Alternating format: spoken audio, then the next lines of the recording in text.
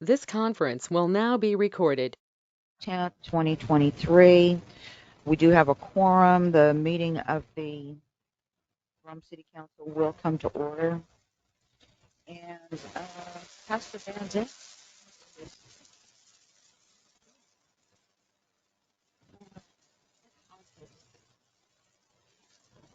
short and sweet here.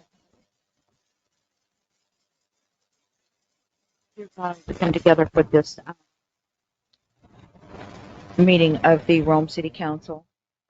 First of all, we're grateful to be here and make decisions on behalf of our constituency. It's been awfully hot. And I ask that you give each one of us uh, wisdom and good judgment that best meet the needs of our citizens. Thank you. Amen.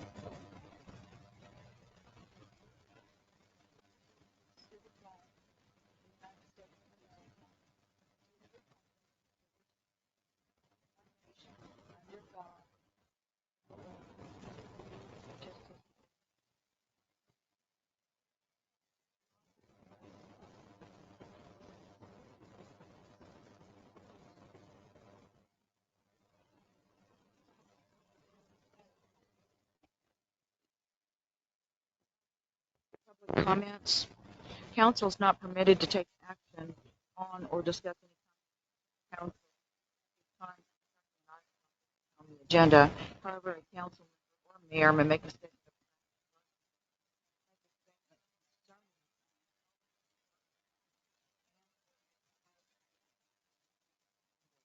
or you're attending the meeting via live streaming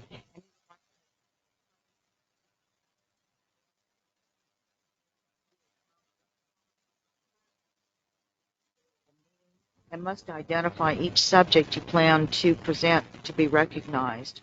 If the writer of a public comment is unable to read their own comment, it should be given to a friend, family member, or associate that is able to attend in person and read the statement in their stead. Public comments made in person require the speaker to submit the sign-up form to the city secretary prior to the meeting. Identify each subject the speaker plans to present. A statement of no more will be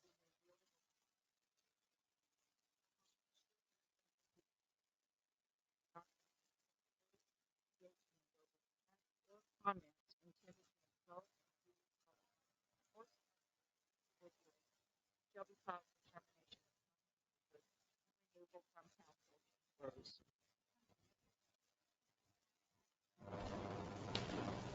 First, we have Michelle DeCredico regarding budget.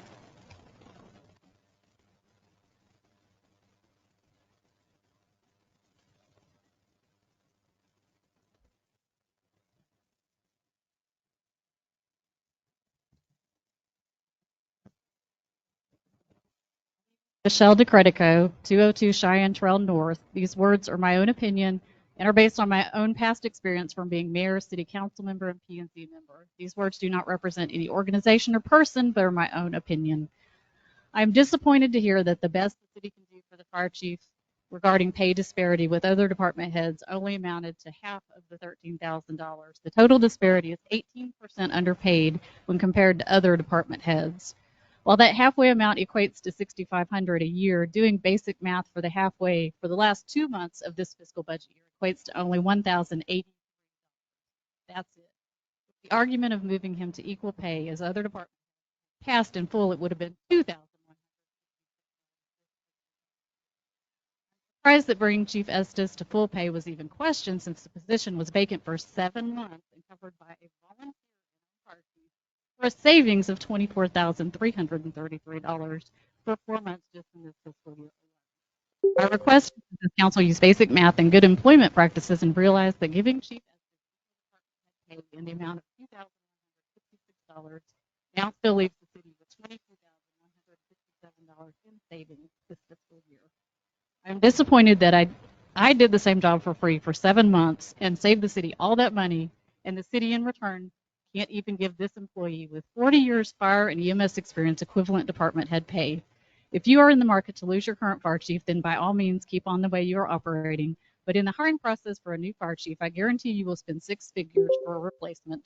Chief Estes wants to be here and be a part of this city and the growth that is here, but treating an employee like this when I know that he has consistently worked 60 to 80 hours a week since January 30th. Do the right thing and give him equivalent department head pay. For discussion regarding hiring two more full-time firefighters, the council needs to understand how short-staffed the fire department is to cover 24/7. The police department covers 24/7, and it takes 8 full-time officers to do the job. Why would anyone think the fire department is any different? Yes, the PD may run more calls for service and quantity. However, the fire department typically spends upwards of 5 to 6 hours on a structure fire or large crash fire, not to mention the cleanup and restocking that has to be done after these calls. I was injured on an emergency call a week ago with an extended extubation of a patient that was ultimately flown by air ambulance. We spent over 3 hours on that call alone. If we had had uh, a firefighter at the fire station when Elaine and Terry Priest's house caught fire, they wouldn't be rebuilding their entire home right now. I do this for free because I love the community, and when someone tells me I was the one that did CPR and my efforts are part of the reason they are alive today, uh, that's why I do it. But I'm not the normal firefighter. The firefighters now are young and they have bills and they have families to take care of. And the only way we are really going to get the coverage and service that the public expects is to pay for two more full time firefighters. I'm not going to be doing this forever for free. As evidenced by the need for coverage since my injury, Fire Chief Estes has had to work even more hours on top of what he is already doing. We don't have enough staffing. Thank you. Next, we have Lisa Wilson, Joanne Wilson regarding.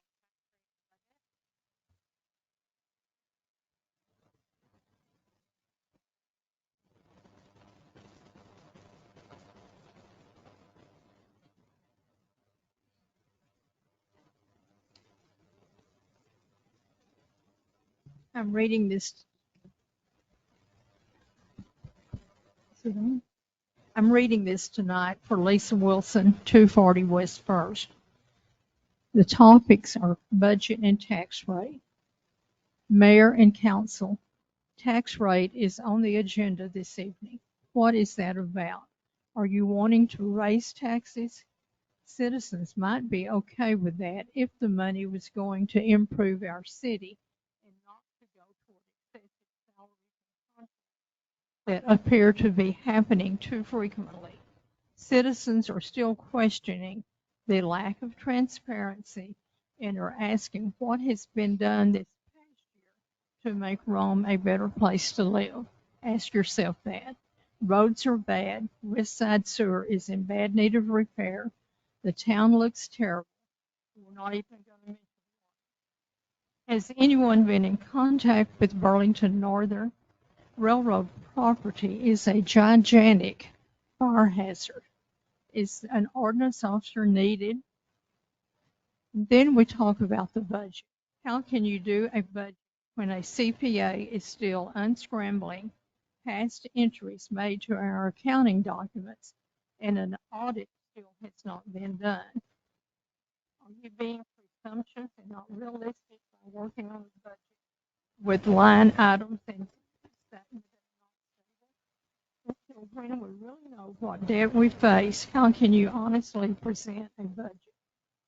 Especially during budget time, and actually all year, we need to be physically responsible. All of us have wants and needs. As a council, you must decide what is best for our city. Thank you.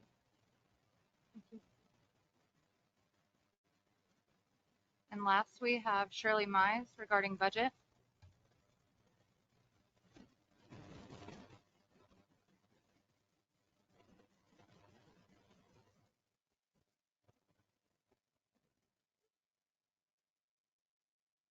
Good evening, Council and Mayor. My name is Shirley Mize. I live at 170 Russell Street.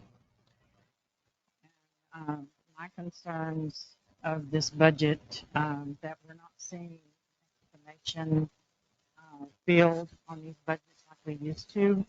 It used to explain to us what those line items know how y'all can have a budget to be able to determine what it's for.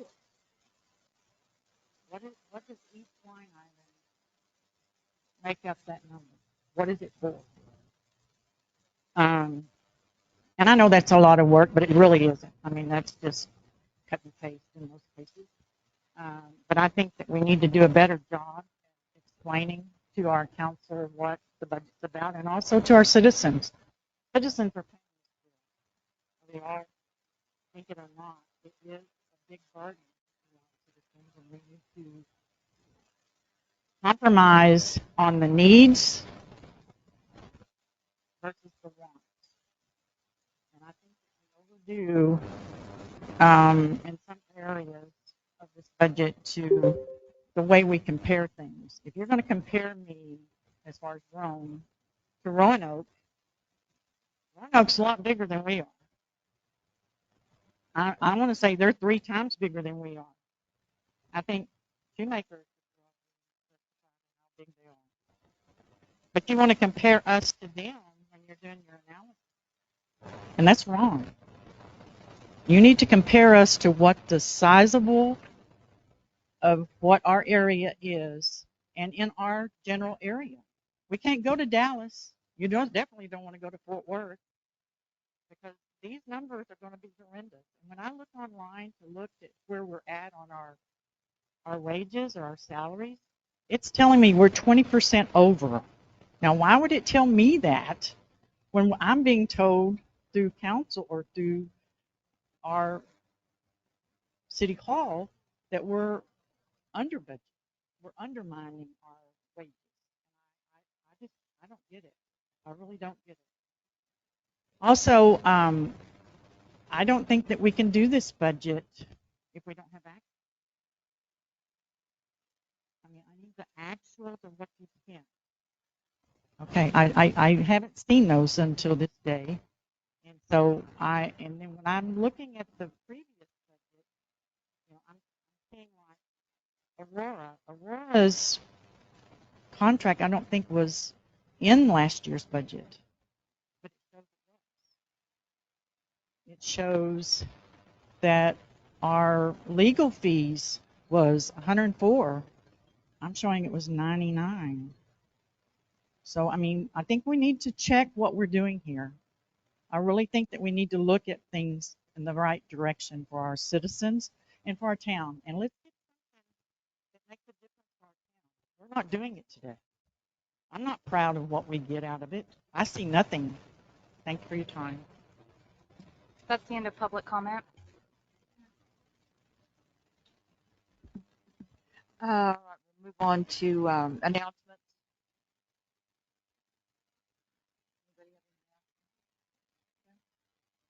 And move along consent agenda.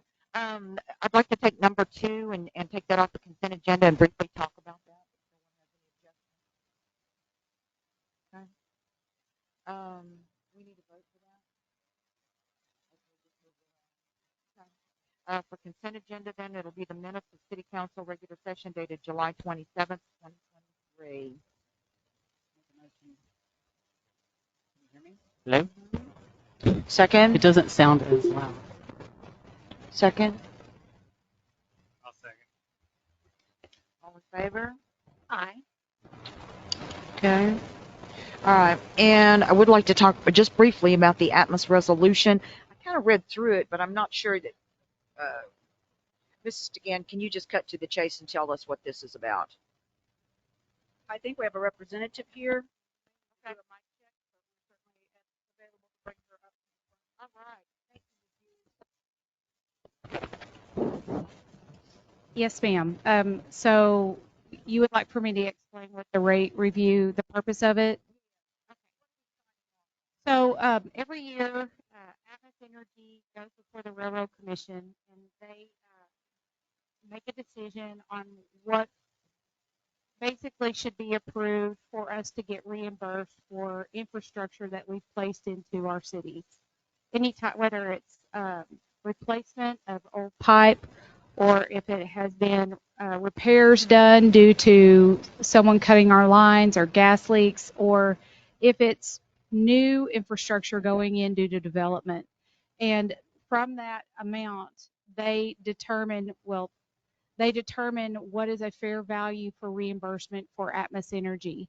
And you're a part of an ACA-SC coalition, which is basically an agreement. Your city said, we want an attorney to go before Atmos and petition for a reasonable rate beyond what the Railroad Commission has assigned. And so because you're a member of that association, your attorney had determined that there should be a discount for your city citizens. And so if you look on the third page, basically, of this blue thing, it shows what all of the other cities, I crossed out what all the other cities are paying that are not members of the coalition. And residents, the average resident will see an increase in their bill of $6.47 instead of $7.41. And that could be less or that could be more. It just depends on the size of the home and how much gas usage, but that is an average value. And then it talks about commercial customers, how commercial customers that are within the city limits of Rome would pay $24.72 as opposed to $27.71. And that again is, they're looking at the whole state of Texas. Some commercial businesses are very large in Dallas, right? But our mom and pops sometimes only burn as much gas as a residential home, so they may only see an increase of $6 or something like that. It really depends on how much natural gas usage they have. But we go before the city council to give you an opportunity to ask questions like you are right now, and try to do our best to give you answers to that, and then let you have an opportunity to voice any type of feedback that you would like for us to share. You're welcome. Thank you. I will say that I gave y'all a sheet on your city. It shows how much we've invested in the city of Rome since our fiscal year 2021-22. We haven't gotten the numbers back for 22-23 yet, but there hasn't been any in the last year. But oh my goodness, it's coming really fast. I mean, in the last 2 years ago. But since 2017, we've invested $570,238 in the city of Rome. We have 1,642 customers, 38 miles of pipe, and we've given back, trying to be a good partner to Wise County. We've given $45,000 donations to organizations, some of the fire departments. We give a really small budget for that, but I try to share the love a little bit. We've given to Feeding Wise Kids, Wise Area Relief Mission, Meals on Wheels, and we try to do what we can to just, like I said, be a good partner and be a support to the community. So if anything is happening and you have a nonprofit that appeals to your heart and you want to share that, you have my email. Please do so. I'd love to put them on my radar. Thank you. Thank you, Ms. Hughes. Anybody have any questions? Then I guess we need a motion on the resolution. Make a motion to accept the Atmos Resolution 2023-17. Second?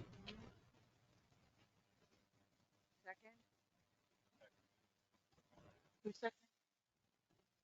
Thank you. All in favor? Aye. Okay, very good. Monthly staff reports and board minutes. Any comments or questions? Okay. Public hearing, city council to conduct a public hearing to consider a replat, one tract being legally described as acres 4.41, abstract A0743, block 26, 27, 28,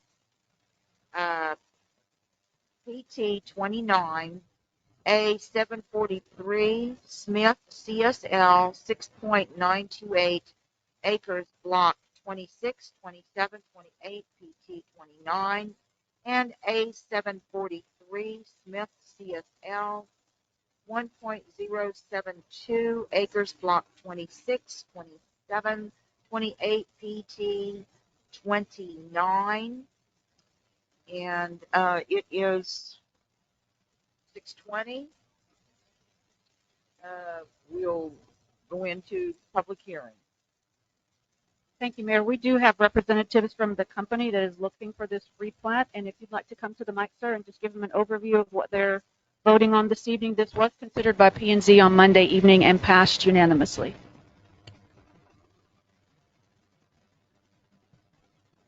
Hello, I'm Austin Baird with Baird Hampton and Brown, the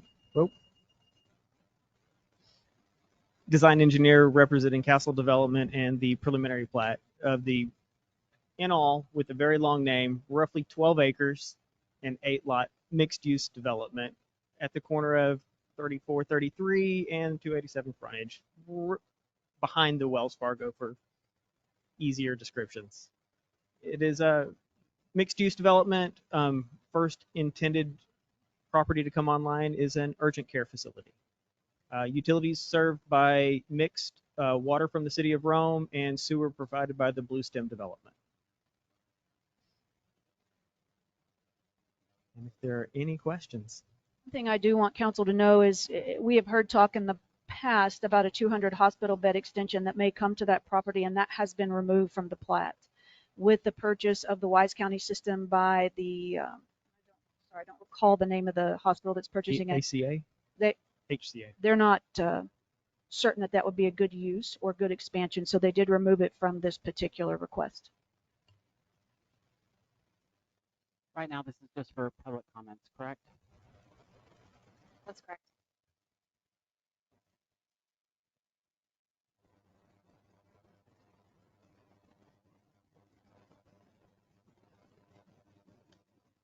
Didn't receive any public comment requests or any feedback from residents who received the letter.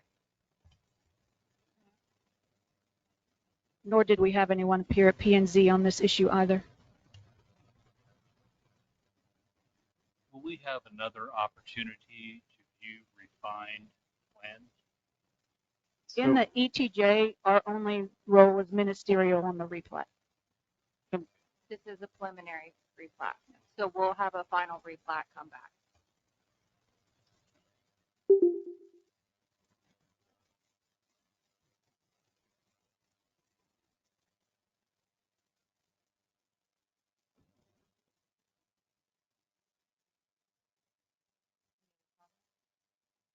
I'm waiting for the public hearing to close so that we can talk.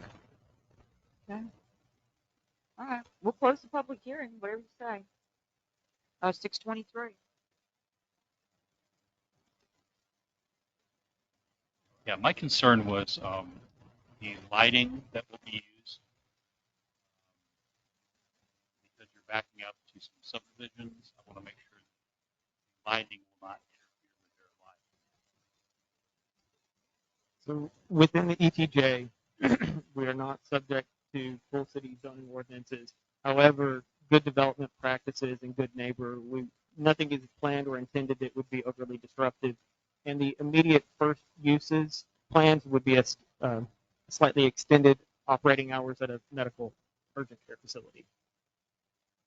I will say that, it's out on FM 3433. It does not abut back to the residential piece that's on the back side of that property.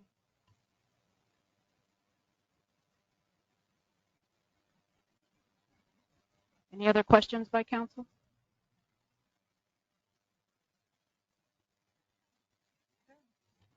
We're ready to vote on it. Ready to vote?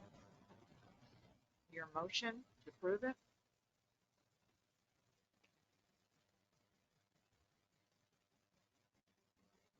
I make a motion to approve the replat. I'll second. Actually, yeah, okay. All in favor? Aye. All right. You're good. And you know what? I don't think we got to know you, but I think you're with him. Kind of.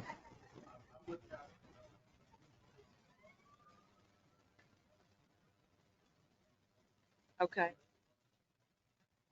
And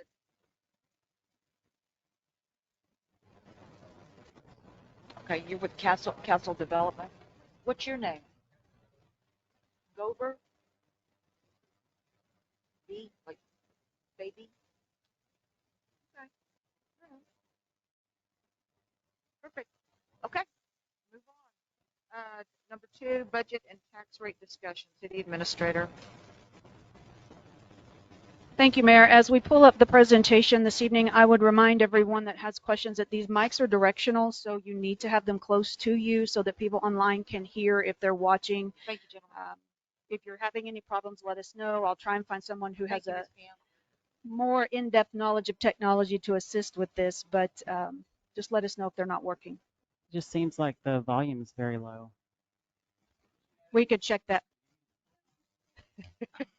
We'll check that.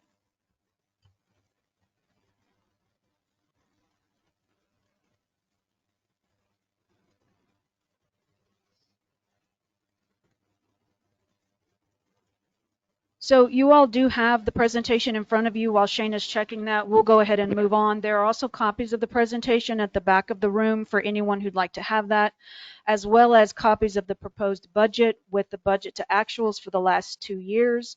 There's also information back there about the TNT statement as it relates to truth and taxation and what we received from the Comptroller's office that should shed some light and or provide some definitions on the topics that we are going to talk about this evening. So we will start again with the budget assumptions and notes as it relates to the way this budget was prepared. We discussed this at our last meeting. I did provide some updates in the binder that council has received, as well as in the information that's at the back of the room, that we did have a column that didn't carry over, and it showed the budgeted number versus the actual number for 21-22, so I have updated that. I also included the fire and EMS numbers as it relates to what we could find in our system for expenditures for 21-22 and 2021. So those are also in your budget to actuals. I would encourage you all to take your binder with you because it does have the most up-to-date information, and this has also been uploaded to the website as well. So the building and maintenance funds, as we discussed in the last budget, revert back to $1,000 for each facility. None of the fund balance is being used in the budget projections, meaning we are looking at only revenues for this current fiscal year to fund the next fiscal year. We do not have any plans or direction from council to use any fund balance numbers. That is part of the ongoing update that we have to our financial system with the CPAs that have been in to assist us, as well as will get us through that audit process for the year of 2022. Fund reserves, as I mentioned, are still being reviewed with the audit team. They were in last week and did a considerable amount of work on that particular process. They're getting very close, and they have everything balanced down and reconciled down to a very small number. But one of the things I've always enjoyed about working with this team is that they are very attentive to detail, and they like to make sure that every number ties back to something that they can clearly define and get it ready for the auditors. So they are working on putting together this very large binder of work papers, which are given to the auditing firm in Wichita Falls, and we are hopeful to have that done fairly quickly. In addition to the work that they're doing to audit everything and get it pre-audit, I should say, and get it ready for the auditors, they're also doing a considerable amount of education with staff. We did transition to a new financial software, as I have mentioned to you all before, and so they are going back and they are double checking all of the journal entries to make sure that they are allocated to the correct line item. They are shown as a debit and a credit as they are supposed to be, and basically assisting us in creating a very firm footing for moving forward with the City of Rhome's budget as we continue to grow and as council makes some of the larger decisions that you will be required to make over the next several months. There are also budget neutral revenues and expenditures in your proposed budget. For instance, if you see a grant line item under revenue section, you will see a corresponding grant expenditure in that department. However, if the grant is not received, then we don't expend the funds. So staff has always been very good about making sure that any grant they apply for is tracked properly, is expended properly, and reported back to the granting company. We have had an increase in worker compensation and health insurance rates that I also discussed with you in the last pre-conversation on our budget. Those are reflected in your proposed numbers, so you do not need to calculate those in. The workers' compensation comes from the Texas Municipal League Individual Retirement Pool, and it's TMLIRP, and they provide us with a document each year that gives us those numbers.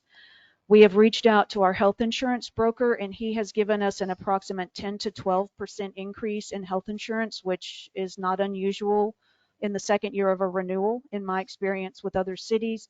I have budgeted in 10% because I do think that we should hopefully come in closer to that number, and I think that's more realistic. There are options in this budget that will be presented to council as it relates to current staff positions. There are also requests in here for new staff positions as it relates to the fire and police department area. I was given direction by council to look at capital improvement projects as it relates to water and sewer. We do have some preliminary information on that we will go over, but that is a multi-month discussion. And it is something that we will have to bring in our financial advisor, but I can at least give you some basic information that we have gathered thus far. Debt for general fund has significantly reduced this fiscal year. As has been mentioned to you in previous budgets, and as I am mentioning to you again, we have 2 bonds left to pay off in the general fund. The total amount is about $440,000, which is considerably less than what I know has been discussed previously. As a result, that has changed our tax rate for this year for the better in that particular line. So we will get to that as we go through this discussion today. Can I ask a question real quick? You say 440,000, but I think we've got one that left over the 2019 refunding. That's about 500,000, and then some residual. I mean, there's quite a bit of residual off of that 2018 that was originally 2.6, and then the leftover, whatever it was, off of the 2018 that was 660,000. That's not the numbers I have from the financial advisor. He gives us a spreadsheet every year. Okay. The larger millions of dollars that you're referencing is in the utility fund, not the general fund. So Okay. that's a different account, if you will. So looking back at one of the slides that we've reviewed a few times, which is helpful for residents and those who are online watching, our certified taxable value came in at about $277.5 million this year, which is a 24% increase from what it was last year. You probably also saw the table that was posted in the messenger to that effect that listed not only Rhome, but several other entities in Wise County. So you can see that Rhome is growing, albeit a little slower than some of our surrounding neighbors. For instance, the article in the messenger referenced that Boyd has had a 33% increase in their valuation for this year, along with $13.3 million in additional new assets or valuation that's on the ground for that budget year. New Fairview has had a 46% increase in the past year with a $5.2 million increase in new valuation. Aurora has had a 17% increase with $1.9 million in valuation. An interesting fact that was also in the newspaper as it relates to Rolling V is they have three separate districts. So District 1, 2, and 3, which I am assuming corresponds with Phase 1, 2, and 3. Phase 1 has had a 1,402% increase from last year to this. They now have about $7.3 million in valuation on the ground for Phase 1. Phase 2 had a 751% increase from last year to this, which is about $7 million in new valuation. And then Phase 3 has had a 77% increase. Phase 3 is much smaller because they have really only worked on infrastructure, so it's not, the 77% is not quite as impressive as it is for them in Phase 1 as the houses have come up and been occupied. Those numbers will continue to increase as they complete each of those phases over the next several years. But just as a reminder, the city does not receive any property tax from that particular development in that part of our ETJ.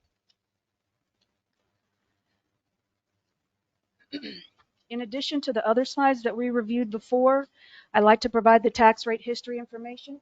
Excuse me. As this does affect our residents each year. This has always been a topic in any budget I have ever presented for a city where the residents are most concerned because it affects them daily in their monthly mortgage and whatever they do for the city. So I like to lead with the information and I like to discuss that in depth if people have questions. Here the data shows us that as of this current fiscal year, FY 22-23, we are at the lowest ad valorem tax rate at 0.437815 that we have been in the almost last 30 years. This, I'm including this so that we can refer to it in today's discussion as we move through the conversation about the tax rate for the current fiscal year, because I know A, it has been discussed already during public comments, and B, it will be important to anyone who lives or does business in Rome. For the last 2 years, the City Council has adopted just under the voter approval tax rate. That was something that the mayor brought up at our budget retreat, and I was able to verify that she's correct that we have. Our tax rate has fluctuated some over the past several years. I have not included any proposed rate for next year because that is a council decision that you will need to give us direction on this evening. What I can give you is what we are seeing as it relates to the INS portion or the debt portion of our tax rate, and as we have paid off debt, that rate has come down. So overall, the rate is projected, at least ostensibly, for the no new revenue rate to be reduced, but it will depend on what council decides to do with this current year's numbers. I was also asked to provide some tax rate definitions because you all do have in your packet the calculation sheet copy. I included that for everyone. That gives you a copy of the certified tax roll for Rome, as well as some of the information as it relates to our rates from the comptroller. We will be including that tax rate calculation worksheet in our budget. It is required to be appended to the back once it is finally approved by council. So that will also be out there for everyone to review.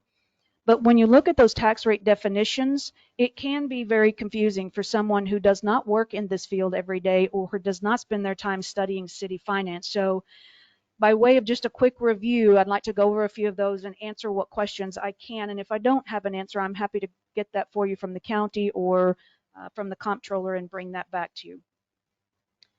The numbers that we do review today as it relates to both your no new revenue rate, our voter approval tax rate, and our de minimis rate are generated by the county. These are not numbers that staff pull together and do all of those calculations in the background. The county has access to a software system that will provide all of the calculations, which helps to reduce human error. It also helps to create all of the tax notifications that were required by law that we post in the newspaper, etc. So just to be clear, none of these numbers are generated by any of your staff in-house. We do complete a worksheet each year, which gives them our debt numbers. It gives them our previous tax rates to verify those and contact information, etc. And then they provide that back to us prior to our budget discussions. So when you look at the no new revenue rate, there is a very convoluted definition up there, but basically the no new revenue rate is meant to generate the same amount of money in the coming fiscal year that you received in the previous fiscal year for your operational component of your city. So your tax rate is composed of two different sets of numbers. One is your maintenance and operations, which handles payroll, all departmental operations, etc. And then you have your debt rate, which pays for any loans that you have taken out, any bonds that have been issued are rolled into that debt rate. The NNR does not really allow cities, if council adopts that year after year, to fund additional projects out of the property tax portion of your revenue stream unless you determine to cut services, reduce staffing, or take other measures to lower costs. So it's basically meant to hold status quo year after year. Not many businesses, in my opinion, do very well when they maintain status quo over a protracted period of time, but that is something that may fit a particular city given the variables within that city. The voter approval tax rate allows the city to adopt and increase your operations revenue by 3.5% each year. You probably heard several years ago that, actually 2 legislative sessions ago, that they changed the rules. It used to be 8% that cities could increase without being subject to a petition to roll back the rates. They then lowered that to 3.5% unless you are what they call a small taxing unit. There is some question with the county. I do believe we fall under the small taxing unit definition, but they do not show us as such. So to be a small taxing unit, your M&O portion has to be under, I believe, 25 cents. And last year ours was 23. If we were in that category, then the voter approval tax rate could go up basically the amount of your NNR plus 8%. But we don't have that definition yet, and she does not believe we qualify for that category. The voter approval tax rate, as the mayor mentioned, had been adopted in the last 2 years, just slightly under. It is helpful when you have costs that are escalating or you have a city that's growing and you need to provide additional services. But at times it also doesn't meet the city's needs just through that revenue source. So the city has to look through other areas like development fees, municipal court fines to some extent, as well as your sales and use tax. Any questions on those two definitions before we move to the next one, which is a little bit more difficult?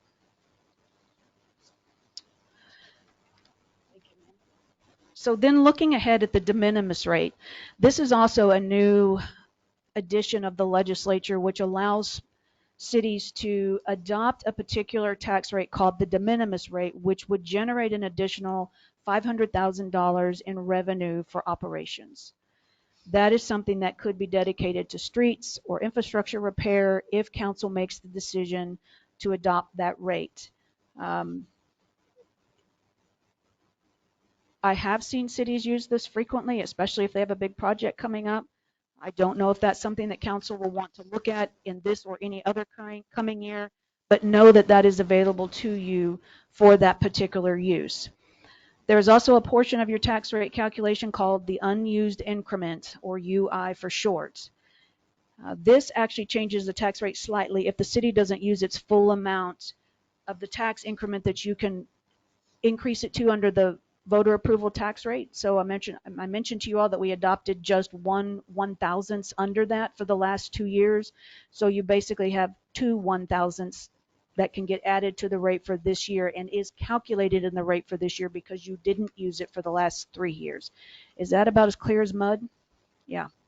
If you're not looking at the particular sheet and you're not tracking through how the county calculates that or the comptroller puts those formularies together, it can be very confusing. We are very fortunate that the county handles those calculations for us and that there are other resources that I can call and have conversations with folks who do this all day, every day, who can advise us on that. So we currently have 0.00002 left in our unused increment rate, which is reflected in the numbers that I am giving you tonight. You don't have to do anything with it, but I'm just giving you an understanding of what that unused increment is. Questions on that?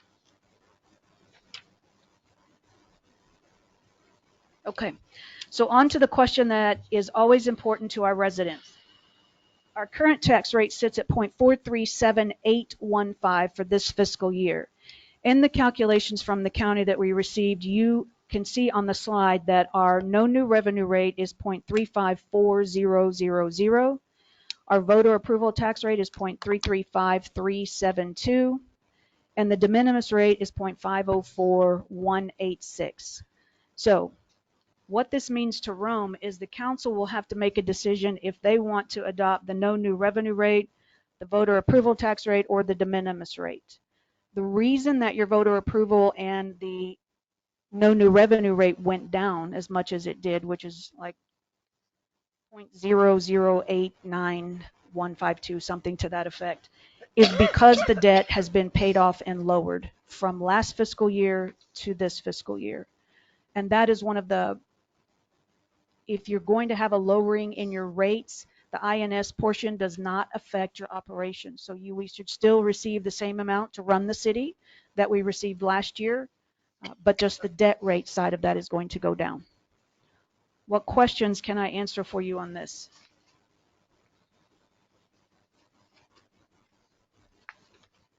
Just to clarify, the no new tax rate, that's the effective, what used to be effective, and then the rollback rate Yes, ma'am. is voter approval tax rate. Correct. Okay. And you do have another piece of paper in your binder that gives you those definitions and the changes in the wording. I got it right here. So is the choice between these three specific rates, or do we have the flexibility to choose any rate in between? Great question. And yes, you don't have to pick one of these three. You can choose up to these, depending upon which one you pick. For instance, the voter approval tax rate at the 0.335372, if we adopt that, if we adopt a rate equal to that or lower than that, it's not petitionable for election. If you adopt the no new revenue rate at 0.354, because for this fiscal year it is higher than your voter approval rate, it could be petitionable for election. Same thing for the de minimis rate. It could be petitionable for election. The interesting fact as it relates to this particular conversation is For instance, say council comes and says, well, we want to maintain the same tax rate we had last year, which is a variation or it's under the de minimis rate. You can certainly set that amount for the tax rate. It could be petitioned, and if the petition is successful, what you end up with is the voter approval tax rate at 0.33. Make sense? So to some extent. So yes, you can adopt some variation of that number. That's at council's discretion. I did try and calculate some of the numbers as what they would generate. Both the no new revenue and the voter approval rate are within $40,000 of what we received last year for operations. It is slightly lower, so it's a 40,000 less. That is calculated in your proposed budget for this year is the voter approval tax rate. I did not put in the de minimis rate because that is your decision to make, and council has got to give us some direction on that this evening. So that 40,000 you're talking about, is that a positive or a negative? We will get about 41,000 less in operations next year as we did in this year at the voter approval tax rate that's in the middle of your screen here. How much revenue would we get if we just kept the current tax rate? I didn't calculate the current tax rate, but I did calculate the de minimis rate. If you'll give me just a minute to run that down on these 700 different pages I have of notes. So the de minimis rate, as you recall, is meant to provide $500,000. So if you stay somewhere within that particular realm, I would say between $300,000 and $400,000 is what that would generate. I'd have to go back and work with the county to generate those numbers for you. And that's something we could put towards like improving the wastewater plant or yeah, council can restrict those funds for whatever use they want. So if you'll recall, some of the feedback we received in the citizen survey was they'd like to see us do something on infrastructure and streets. Right now, the budget contains about $120,000 or $125,000 in street repair each year, which is not enough to fix a street with anything other than chip seal. And we did not receive positive feedback on chip seal. So we do have we're in a unique position that we can partner with the county. Then they will often do the work if we'll pay the supplies as part of being in the county. I have a call in per Mr. Johnson's suggestion to our precinct commissioner, but I haven't heard back from either one of them yet. Rome has the unique, I don't know if any other cities do in Wise County, but I know Rome is in 2 precincts, Precinct 1 and Precinct 3. So I have called Precinct 3, which is the majority of where our streets are at, and I am awaiting an email or a call back because I left a message and emailed the contact that Shana had for one of the commissioners. So yes, you could move towards the de minimis rate. If it is approved, all of that money could be earmarked for a particular project and set aside. Council would see that on their budget as a line item that says, you know, we can put de minimis rate, we can put whatever title you want to that, and if it's $300,000, it sits in that account until we execute whatever project you're looking to spend that on. I kind of like that idea of having some variation of the de minimis rate. That way we can work on streets, we can try and put it towards infrastructure, we can do the things that need to be done and not necessarily get millions of dollars in bonds. I'm not going to say that the de minimis rate is going to negate that issue because you'll see as we go through the presentation, just drilling a well is an extremely expensive process that we have talked with our engineer and gotten some very rough figures. But that is something I would really urge council to consider, drilling 1, if not 2 wells, because we are desperate for water. And as you can tell, Walnut Creek is not keeping up with the demand, and the rationing that we're under now has not been pleasant for either the residents or for the city. So it's something to consider. I would also agree with Ms. Ty. When you look at the tax rate history and you look at the decline, and the stagnating and the decline, I don't believe that we are in a position where we can continue to do that. In looking at the community service survey results and listening to public comments and considering the vision of current and past councils, it's clear that our citizens are looking for Rome to be more forward thinking, especially in infrastructure and the services that we provide. So I would agree with you, Michelle. And as part of your budget discussion, just to give you a little context, I've been in contact, and so has Mr. Dominguez this week with TCEQ about the West plant. We still have a case that's open that has not been closed from 2016, and we are potentially looking at several tens of thousands of dollars worth of fines on that plant because we have not addressed it since 2016. We are working very closely with their TCEQ representative, but they are going to require a definitive plan forward with an end date from council to avoid any of that. What is the urgency for setting a rate tonight?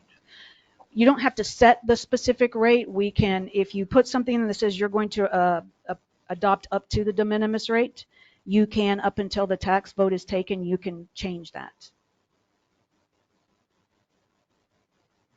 We do have to get an ad in the paper, though, very quickly. Shayna's got to talk with the newspaper tomorrow. Many of the cities already had theirs in for this week, so we missed that deadline just based on where our meetings fell. So we're going to have to keep this process moving forward because we do have a time deadline to adopt a budget. Otherwise, I believe that if you don't adopt it by the time required, you are left with last year's budget, which is going to be definitely at the 43.7815 tax rate. So we do need to make sure we keep this moving. Do we know what the deadline is? I need a decision tonight. So you do need a I need tax something rate that value. says you're going to post for the de minimis if that's what you're going to do, but what you actually adopt can be lower than that. You can't exceed the de minimis if you put that out there, but you can come down from that. As I recall, back in, I believe it was 2016, there was a petition for rollback because I think at that time the council was considering leaving the rate the way it was, and there was a petition that was circulated, and we did end up having a rollback election and went back to the lower rate. So even the current rate right now is higher than what the voter approval rate would be. I don't know. I would ask council to consider that, the economy's not great for a lot of our residents, many of our residents, as a matter of fact. And, they got hit with increased property values on top of that, it just skyrocketed their taxes. I know of someone that protested, and they weren't willing to budge, not by much, from the appraisal district. And personally, my property has gone up; it's quadrupled in value. And but I would ask council to consider that we do have people that are hurting in this economy. And I would say, while I understand that, I also I know that things aren't getting any cheaper, and so the longer that we wait to do some of these projects, the more expensive they come. Even sometimes waiting a week means much higher cost. We've talked about the deferred maintenance on our infrastructure system, and we are at a crucial point. Yes, I understand that people are hurting, but we also have to run the city. And if we can't, then the city is going to die. Well, and I think if we keep the current tax rate, we're giving that, I guess, the city the options to actually fix the streets and what the citizens are wanting, and we're not changing anything on their end, so they know what to expect. It's already at that rate. So to me, that's at the same time we're giving the citizens, nothing's changing on your end, but now we have money to actually fix the streets, fix the wastewater, etc. Based on the increased property values, though, they're still paying considerably more than what they were paying before. And I realize everything goes up, everything, and we've dealt with unprecedented inflation on top of everything else. I think I saw something the other day. Texas is probably doing better than many, and they've had such increase in the property in many states, and they've had such an increased value in the increase in the property values, where we're coming up on some pretty high foreclosures because people are getting to a point where they can't afford to pay the tax and pay the mortgage too. I feel like we've kicked this can down the road for years and years and years. And at some point, we have got to start fixing what's wrong and not just band-aiding it because TCEQ is now going to fine us again. We need to fix things. And I don't think rolling back that much is going to help us at all. We're just going to be band-aiding everything still. I mean, I move that we post for the de minimis rate, and then we can come back and consider what our actual rate is going to be. I second that.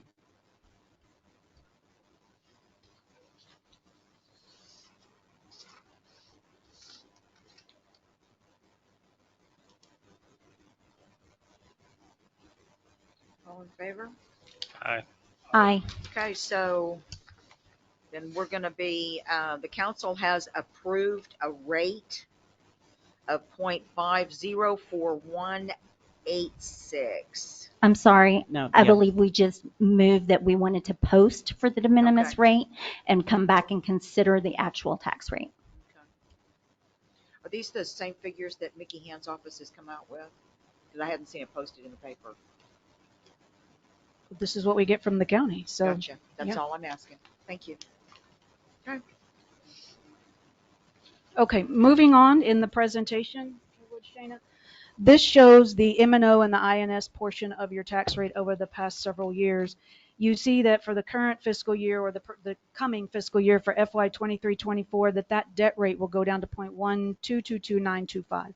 And as mentioned before, that is most definitely in direct result to the amount of debt you have left coming out of the general fund, which is approximately $440,000. A good hunk of that will be paid off in 2024. The next piece will be paid off in 2025. There is a possibility that we may have enough money once the pre-audit team is done reconciling all of our accounts that we may have enough money in our debt account to retire all of our debt in the next fiscal year out of general fund only. I do not want to give you any false hope, so I'm just saying to you that is a possibility that we are looking at. When you collect money for your debt rate, you can only spend it on debt. So if there's money left in that fund as a fund balance, as if you have some left over, then we need to go ahead and apply it to those debts and try and retire them early and avoid what little interest is left on them. And I mean what little. One payment was about $196,000 for FY 25, and the interest rate on it was like $4,500. But still, $4,500, if we pay it early, we don't have to pay that for the interest, and that is something we'd want to check with our financial advisor about. So the pre-work that the auditors are doing to help us make sure we have those accounts completely tied and well documented may pay off very nicely for us once they get finished. Any questions on this? As mentioned, the mayor is correct. The utility fund has about $3.5 million in debt left on it as it relates to a project or projects that were approved for the East plant several years ago. We have the last little bit of that debt money that's being used on the east side of town to fix some of the infiltration and inflow runoff for the old clay pipes that exist more towards the city hall area and back towards the east. We will have to consider that as well on the west plant, but we're not there yet. So we are working with the engineer to get that last bit of those funds expended that will take care of runoff on the east plant. Okay, ma'am. So I've also provided council with a different slide that talks about all your funds as they relate to being a revenue or an expenditure. You will see that general fund leads the top, that we expect revenue of about $3.074 million next year in this fund.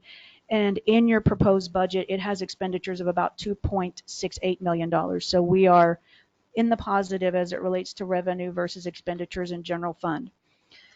Fire and parks are their own fund, much like utilities. So I have noted them separately here for you. Both fire and parks are meant to just break even. They both receive cash transfers from the general fund for operations into those areas. So you will see that the fire shows a use of fund balance of $360. However, fire has historically underspent any of their revenues, or excuse me, any of their expenditures. So I expect that to be a positive to that fund balance by the end of next year. And you will see that Parks has a little dash there where it says subtotal, because Parks will only spend what it takes in unless council approves a budget adjustment to expend additional funds. You will see on the next line that the utility fund has revenue and expenditures that almost match dollar for dollar.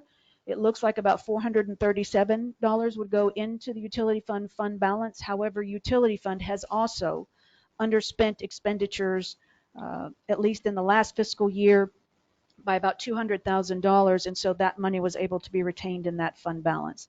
Now, I will say in the prior year for 2021, we did have to use a little fund balance, about 114, 16,000, something like that. And that's all based on emergency repairs and other issues that we have within the system. So you will see that when you combine all funds and revenue, we're just over $5 million in budgeted monies.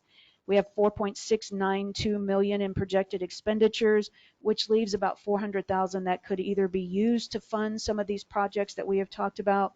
For instance, if council makes the decision to hire firefighters or change a part-time to full-time position in the police department, the money is there to pay for that this year. It just means we put less in fund balance. As part of the work, as I mentioned, that pre-audit team is doing, they will be calculating how much money we have in fund balance, as well as in providing that to us so that I can give you a number of days that we have in reserve. Cities always want to maintain no less than 90 is best practice. 120 in some instances is a little bit more of a cushion as far as I'm concerned, because we don't know what the economy will do. And when your revenue streams are not very diversified, you need to make sure that you can continue operations. I like to see 5 months in the bank, but that will be at council's discretion. Any questions before we move to the pay scale analysis work that I have done on behalf of council? Okay. You do have in your budget packet, as well as was emailed to you all, a memo that I sent to you that outlined the steps that I took to create these pay scales, and how this information was compared across a variety of cities. Council, I believe it was earlier this year, approved a list of benchmark cities that at some point we will definitely want to revisit, as one of the cities we included in that benchmarking pool was the city of Hazlet, and they are not really a comparable for us, so we'll need to consider a different city. But there is also the city of Boyd, Decatur, and Bridgeport, which are in Wise County and are in our general market of the Metroplex, as is Roanoke, as is North Lake, as is Justin. So those are also included in your cities. Rhome currently does not have a structured pay scale that are established for positions. We don't have a minimum or maximum that we pay for a given position that is competitive with other cities that are either growing or even in our county.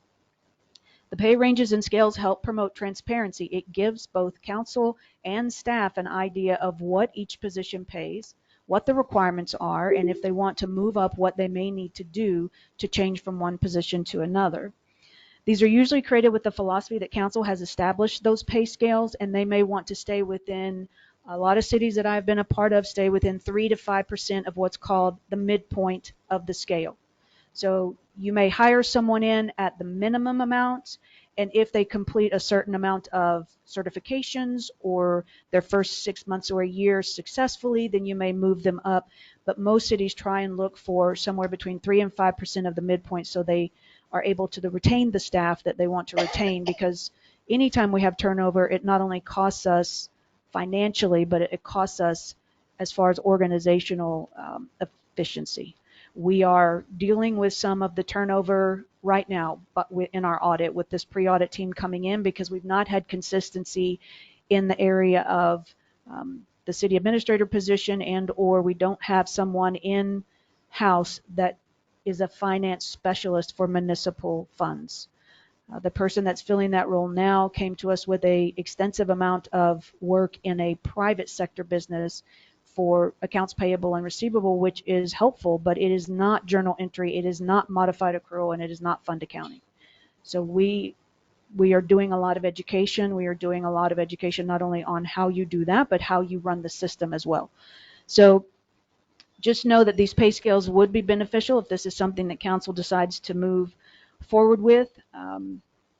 I would recommend at some point that council look towards getting everyone on staff up to the minimum levels. We will have some positions that are not there, even if council adopts the proposed budget as it sits tonight.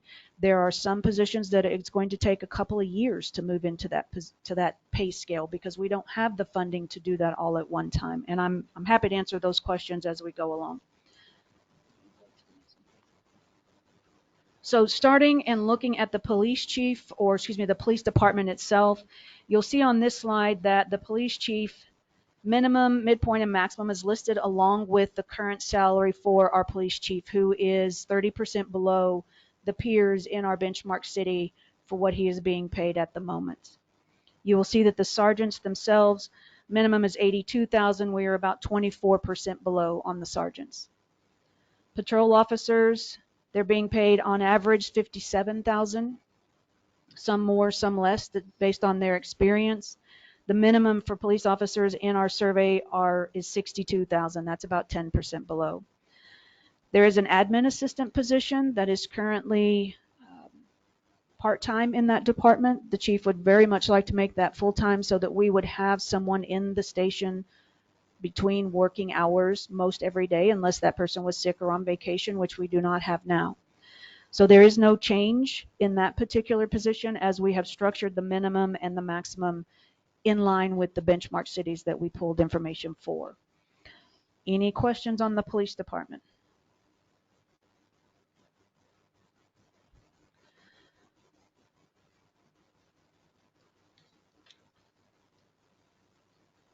So then looking ahead as it relates to the fire and EMS department, I did misstate the last time we talked about this with the chief's minimum starting point. I think I said that was in the range of 110,000. It's actually 93,000, so I want to clarify that now.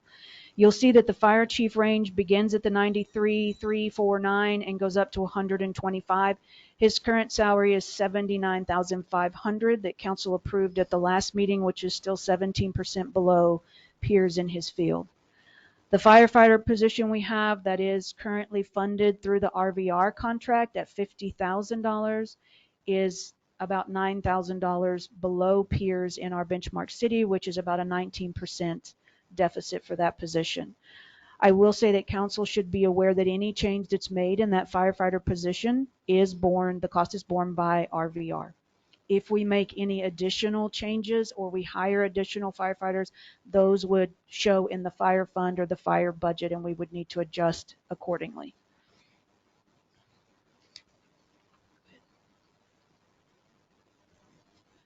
Moving to City Hall, you will see that the city secretary minimum is 72,000. The maximum is 100,000, and currently that position pays 65,900. You will also recall that prior to my coming to work here, I understood we had some trouble recruiting for that position because the pay was considerably lower then. The court clerk position has a star beside it, as does the utility billing and permits position, because I'm not only recommending a change in their pay, but also in their title. The court clerk position functions more as a court administrator and less as a clerk of the court, if you will. That is generally someone who is brand new to running a municipal court, doesn't have any supervisory or any management responsibilities, so to speak. And so I would suggest to council, and you will see it's in the slide deck further, that we change the title to court administrator. That puts the minimum starting at 64,000, which is 25% below. This is another one of those positions that would take a couple of years to move into because we cannot do this all at once. The accounting specialist is only 2% under. The accounting specialist in that position is not a managerial position, and as I mentioned earlier, for the current occupant, there's no real history in municipal finance. I do know the city of Boyd just hired a finance director from another city because I had talked to their city administrator, and I believe they started that person out at around 65 or 70. That's not necessarily what I'm advocating. I'm just giving you some information as it relates to that. Our utility billing and permits clerk functions more as a manager. If any of you have dealt with Julie in the front office, she is the hub of pretty much everything that goes on or comes into City Hall, and she and Christy man the front all day, every day.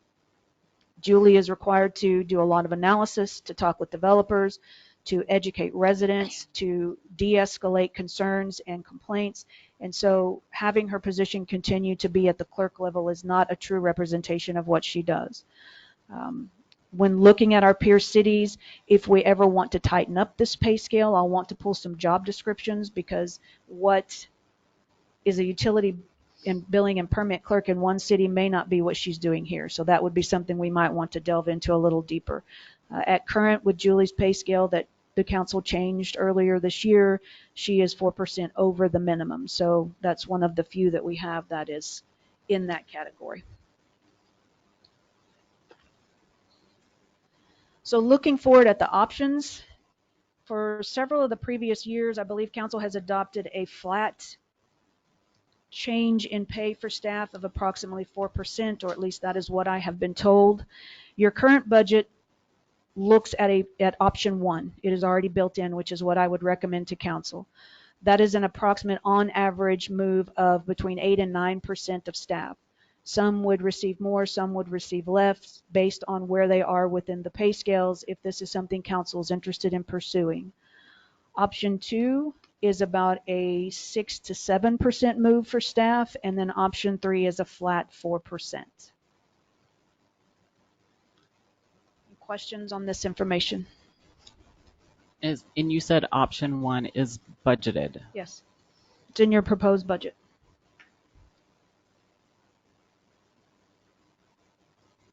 So when you look for wages and salaries under your summary pages on your budget, that includes the calculations for option 1.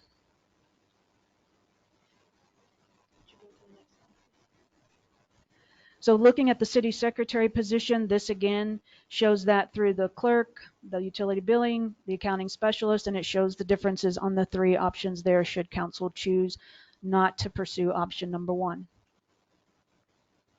I also built into your proposed budget, as I mentioned, all the changes that would be associated with any fluctuation in retirement or fluctuation in health insurance benefits, so that there are no surprises. We are very fortunate that when Ms. DeCredico was mayor, she put together a very good spreadsheet that we still use that not only calculates base pay, but calculates all the benefits that goes along with it. Shayna and I updated that as it relates to health insurance with our current information and aged it forward to 10%. So as mentioned, what's in your proposed budget does consider all of those. So I'd like to thank Michelle for the spreadsheet, because it is very helpful on our end. So looking here at the fire chief position, this has an asterisk. Council had given me direction the last time that on his 1-year anniversary that he would receive an additional raise. If council makes that decision to adopt position option 1, it is shown here. You will see option 2 is the same, because I would recommend either for him. We are definitely getting our money's worth out of that position, and he is working a tremendous amount of hours and going on a lot of calls that frankly are exhausting and of great benefit to our residents. You will see that I've left the firefighter position blank, because as I mentioned, that is borne by the RVR contract, so it is not a change to general fund, does not cost us any additional money. When you look at the bottom where it says total, if we make a change in option 1, it's about $110,000 to the budget. Option 2 is 96. Option 3 is about 70. If you're wondering about public works, I will get to that as we get into the utility fund, but this at least gives council some idea of what the range is in the changes, because it's difficult to add all that up, A, while you're sitting here, and B, it's hard to quantify that if you can't tell what the delta is between one or the other. Any questions on this information? So if we went with option 1, would that affect the projected revenue at all? No, what's in your budget is, it contains option 1 already. Okay. So the 400,000 that's still in there, if you all make the decision, it's still there, because I loaded your proposed budget with option 1.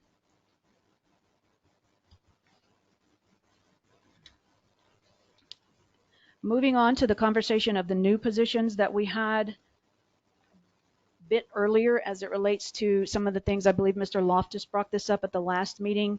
We do currently have 1 full-time fire chief and 1 full-time firefighter. That often leaves us with no one per se on shift other than the fire chief, and he often works 16, 18 hours a day. He is often also, both he and the assistant chief are answering calls by themselves.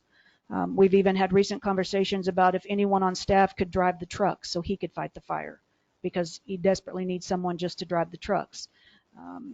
I don't know if that's going to be a workable solution, but what would be workable is at least one firefighter per shift, which the cost on that would be $146,000 for both base pay and benefits. If we move the administrative assistant to full-time at the police department, it's about $48,000, but there is a cost savings associated with that because the current part-time position would not be retained. It would move from part-time to full-time. So the total impact to the budget is about $178,000, $79,000. And as mentioned, council does have that as it relates to projected revenues and expenditures for this year. If you make the decision, there would be no use of fund balance to fund those positions. So these positions are also included? They are not not included. So the 300 or almost 400,000 that I said we would have in fund balance would be reduced by the 175 approximately. There would also be cost savings in this fiscal year because just because October 1 rolls around, that doesn't mean we're going to have bodies in the job. So it's very likely that that 178 is a high number. It generally takes chiefs how long to hire firefighters? 2 months roughly to hire a firefighter. So we would start advertising end of September and hopefully have somebody in place by the first part of December. So you've got 2 full months worth of savings there if we find 2 candidates in the first round. Sometimes you do, sometimes you don't. Can we act on those positions tonight? That would be up to council. It says budget discussion and tax rate. If you make that decision, I can certainly go back and recalculate that and they can start that process. Is this 146 based on the pay scale that we're at right now? It's based at the proposed option 1. Okay. I move that we utilize fund balance to fund the positions as listed above.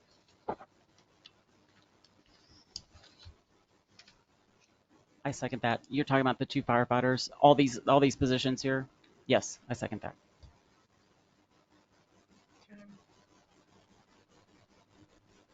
All in favor? Aye. Aye. Aye. Are we doing option 1 too with that, or okay? Okay.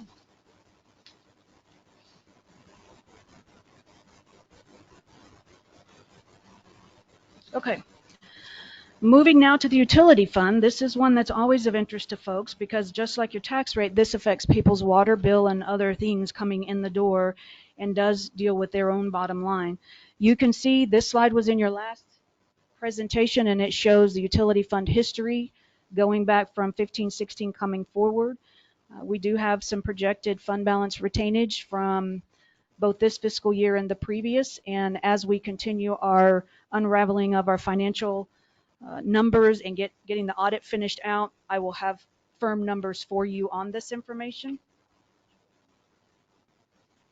When you look at the public works pay scales, I've listed director, wastewater operator, sewer operator on down. You will note that the utility billing and permit clerk is funded 20% out of general fund and 80% out of utility fund because that's where the majority of her work resides. Currently, our public works director is paid $85,995, which is just a smidge over the minimum amount. Our biggest issue is in our water operator, which is 18% below the current pay scale. This individual has also been with the city the longest, so it surprises me that he is this far beyond or below the pay scale in and of itself, and I would strongly encourage council to look at doing something in the next fiscal year on this particular position. If you go to the next slide, please, Shana.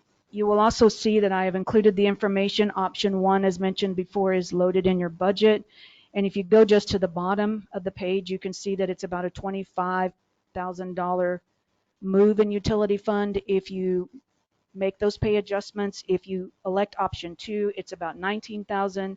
And if you do a flat 4%, it's about $14,000. So as you go through that, give that some thought as which option you want to choose for utility fund.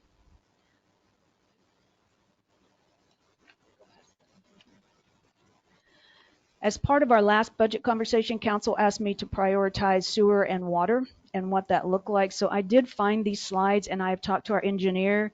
These are some of the projects that he recommended in the short term that we did apply for some TWDB grants. We were not selected in the first round. We were not selected in the second round. We also had a very large grant that we were selected in, or excuse me, not grant, it's a low interest loan for about 25 million that we were selected for, but we did not have the shovel ready job project put together. So we missed out on that one. Apparently those larger loans for that rural type of a work, and I did put the TWDB information in your packet as well that gives you an overview of what we could potentially apply for in the utility fund in this area. If we had it shovel ready, then we could have been awarded that 25 million and paid it back at a very low interest, which is something I will still want us to pursue as it relates to the utility fund, because that may be lower than the interest rates on a bond. It's certainly lower than what you're going to get just from any bank in and around, because interest rates are awful. So whatever council decides to do on the capital improvement plan as it relates to water and sewer in the West plant, I will want to work with TWDB and our engineer and find out how we can resubmit for those. And so how long does it take to get shovel ready, and how much does it cost to get shovel That ready? I don't know. I'd have to talk with the engineer a little bit more. He wasn't aware when he submitted and worked with us on the grant, on the loan. He wasn't aware that it needed to be shovel ready. That was something that was surprising to him. He also said that sometimes you have to go through that process 2 or 3 times to be selected. And a lot of it has to do with the state allocates a certain amount of money, and as the pool declines, you may not get chosen in the first round. Much like our $25 million that was allocated to us that we didn't elect to use, when we submitted a letter to them that said we were not shovel ready and could not take advantage of it, that goes back in the pool and they allocate it to someone else. So sometimes you're then selected in the second round or the third round. So I would need to get more concrete information for council before I could really advise you on that. But that is definitely something we want to look at, because none of these short-term projects that we looked to put in place a couple of years ago were done. We haven't moved on these. So all of these on this slide, which is from Kimley Horn, still need to be done. Yes, and I want to start getting that information together so that we can start on something instead of just spinning our wheels and talking about it. Yeah. But I want to make sure that we also have funds to pay for that, because I'm assuming that's going to be, I have no idea. I don't. We do but- budget engineering firms every year, or funds every year, so I would imagine a good portion of it would be covered by that. You can also get reimbursed from the project if we pay the funds up front and then we obtain a loan or a low interest loan, we can reimburse general fund for that at a later time. So that is something that we can look into. I will certainly reach back out not only to TWDB and Kyle, our engineer, but also our GrantWorks firm that helps us with loans.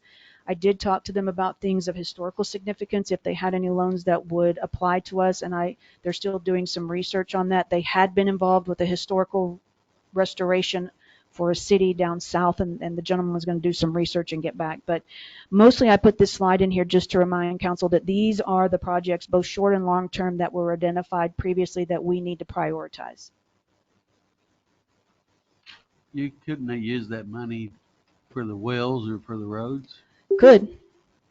There was. Why were you not shovel Well, you ready can't use it for the roads. You can use it for the wells because it's water related. Okay. But the roads themselves are a different All right. category. So why would you not been shovel ready for a well? We weren't even considering wells back when this was discussed. We do have 4 wells that are currently in place. One of them is being rehabbed through a CDBG grant currently that Jesus is working with our engineer to finish that out, and we expect to have that let probably in September or October. That will deal, it's the well that's here in Old Town, right near where Old City Hall is, right behind that. Then we have 3 other wells that we are going to, in part of this conversation, determine if we can re-drill those a little lower, or can we do it on the same site, or what do we need to do to make that happen. So that is something to consider. Did you go to the next one? So This slide shows the two short-term projects that they brought forward on the west plant that the engineer did. The 1.5 million, which is not the number today, was to basically get us to the minimum amount required by TCEQ, and the 3.8 would have provided a little efficiency. We are now probably at the point where that west plant ought to be considered for replacement, and I do have some information for you on different ways that we can accomplish that, either through the lease or lease purchase of a package plant or through bond issuance. And that is, as Mrs. Ty said, something that we are researching as quickly as we can to bring it back to you, because it will take about 12 months, according to the AUC operator that I spoke to that leases those package plants, to get it on the ground and ready. And we need to prioritize that for sure. Okay. Looking then ahead at the capital improvement plan, you've seen this slide before. What I have not had in the direction from council is what kind of timelines are we looking at? Because I need to plug this into a 5-year outlook of what do you want to go first? I'm hearing the west plant and potentially water wells in this next fiscal year. Yeah, like yesterday. How many water wells are included in these estimates? In the estimates I don't have in there yet, it's about $1 million to $1.5 million per well. And I believe Mr. Dominguez stated we could benefit from 2 wells. Yeah, you have this figure, wastewater and water improvements. Yeah, on the back. Yeah. So I was just curious in that number. That wastewater and water improvements is not for wells. Okay. That was for the recommendation that the engineer put forward a couple of years ago, not wholly related to that conversation. But when I did talk to our engineer this past week, when he was on site, we were talking to a developer about a different project. He said, you can pretty much be guaranteed, Mr. Dominguez, was $1,000 a foot.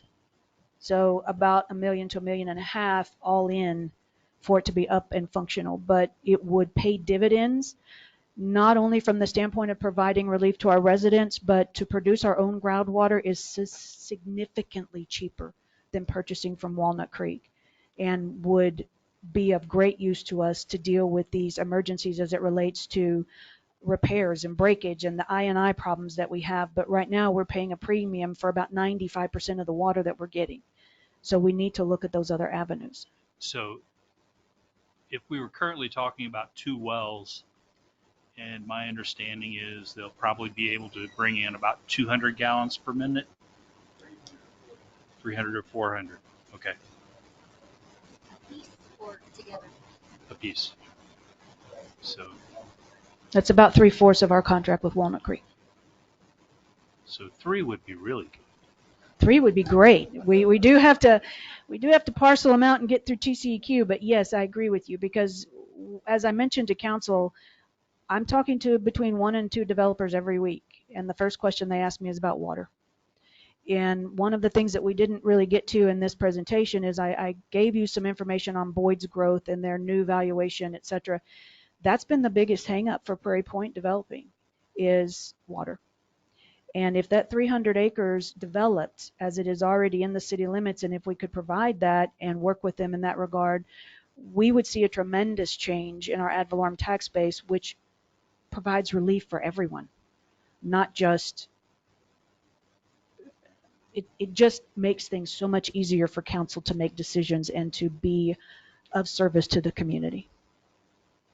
Would that well in Old Town, would that be the well that serviced Prairie Point? No, when I talked to the gentleman who came in on that, they asked if we would be amenable to them drilling a well, and I said yes, as long as you loop it into our system, because we would need the redundancy, and Mr. Dominguez goes to those meetings with me to make sure that we are all speaking the same language, and they could potentially drill a well on their property to provide for Prairie Point, which would service that area, and then loop it in case we have an outage or they have an outage, we could provide them water.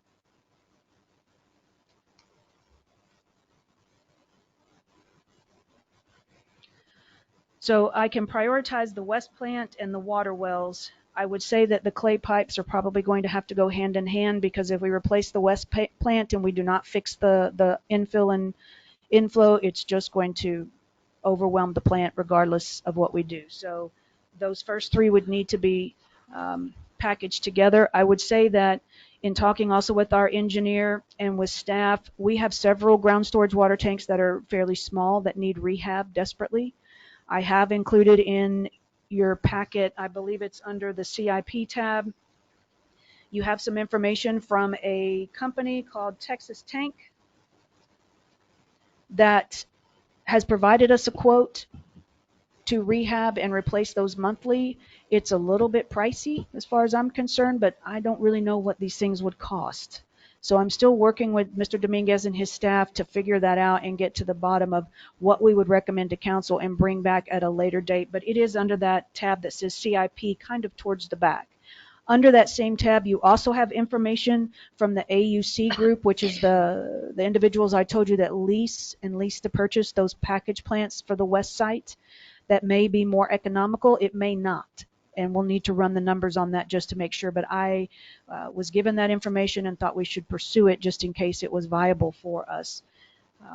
We also have a lead and copper mandate that Mr. Dominguez is working on as we speak. I don't have a number associated with that as to what the impact will be, but we'll bring it back to council. One of the things that I was not prepared for our engineer to tell us is that it is time to rehab and repaint our elevated tank. It has been online long enough that we are going to have to give some thought to looking at that in the next 2 to 3 years. He says now, but I think we can't prioritize it that quickly. But in the next 2 to 3 years, we're going to have to look at that. You will also see the next bullet says that we need to begin planning for our second elevated tank.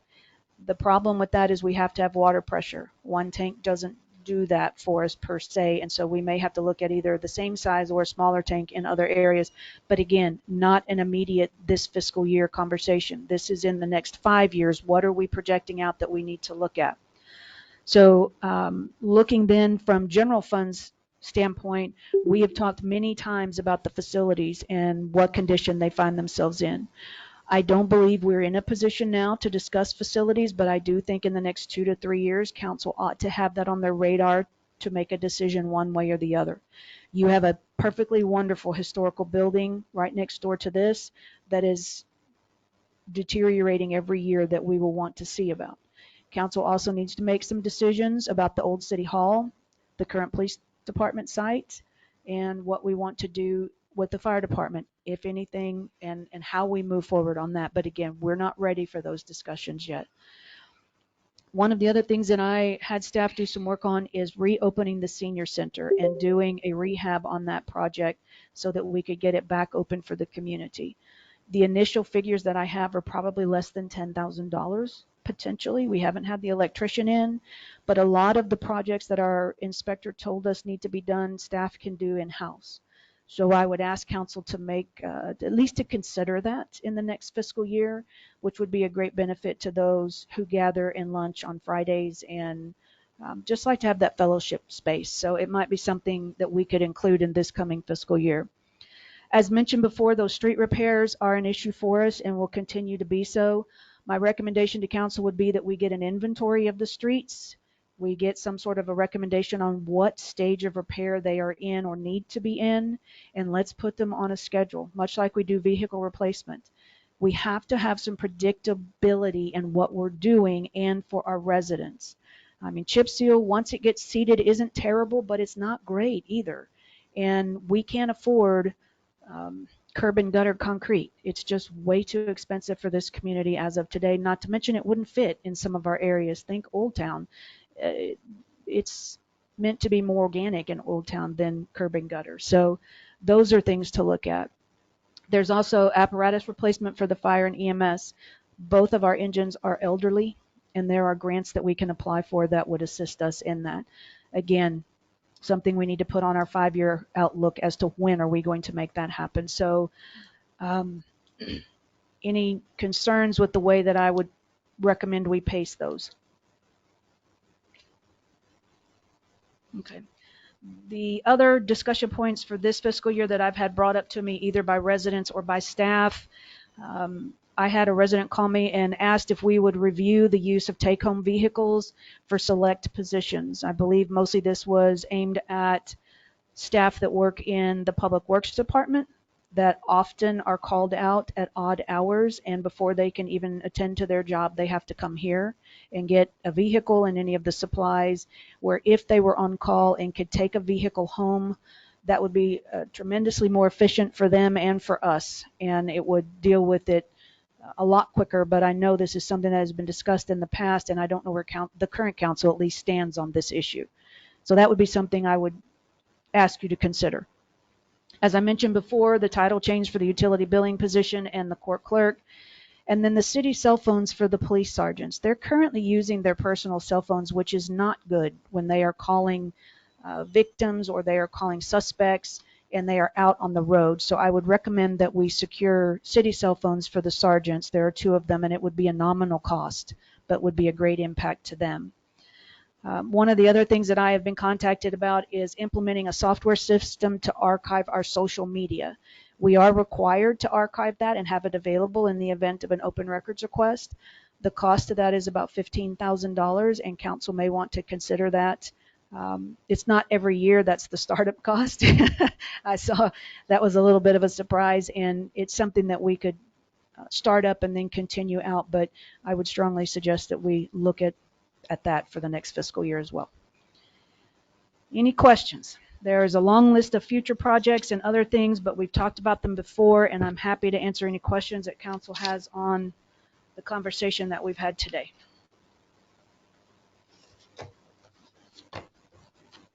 It says discussion on points for take-home vehicles and stuff. Can we do that tonight? It's at council's discretion, sir. I just want to bring it up as part of our conversation. I would like to see them take them home, at least 2. That way you have your first responder and then backup. Okay. Is that something that do they need 2, or is just one person on call? Would that? And were we Well, talking about Public Works, or we were talking about Public Works? Chief, if you'll just stay in the area, you can add your viewpoint here in just a minute. I was starting with Public Works. So 1 would be great because our water line begins in Boyd. We all live towards Boyd. So instead of driving here and then driving 10 minutes back, essentially we'd be there in 5 minutes instead of 20. How fast are you driving, Mr. Dominguez? Well, I'm just saying. And 2 for the 2 operators, of course, the on-call guy, and everybody has to come in if it's something big.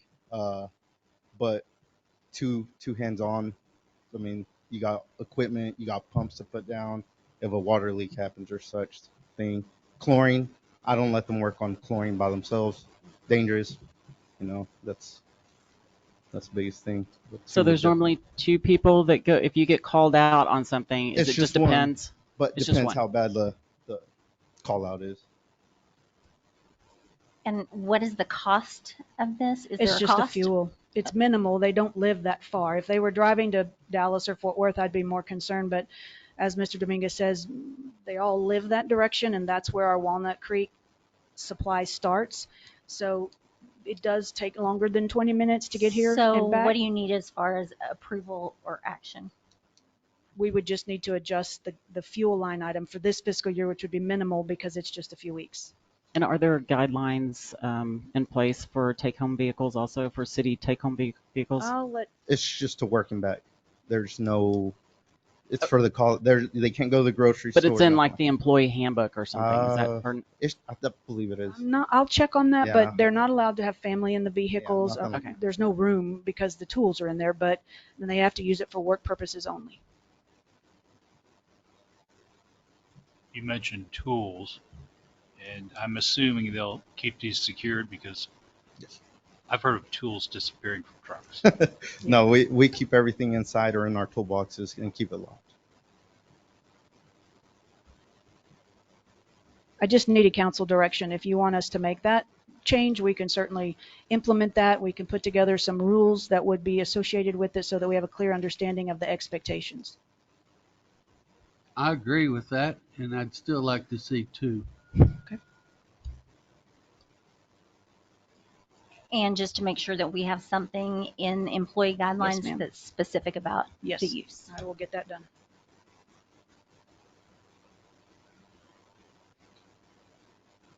No. Mr. Johnson, did you make a formal motion, or was this just a? Yeah, I'll make the motion Okay, for then it. we need a second and a vote. Well, I'll second.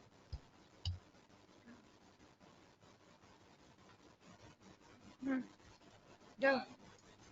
Aye. Aye.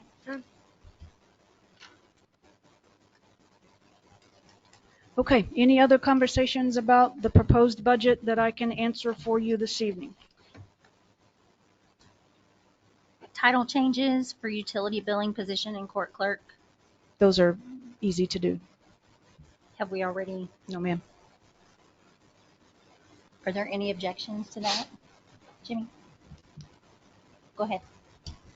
I was just going to say, when you make your notes as how you're comparing our cities to other, I'd like to see their tax base. To That make was sure- on, that's actually in your PowerPoint on one of the slides because I put our comparison cities, so I'll show you where that's at. Okay.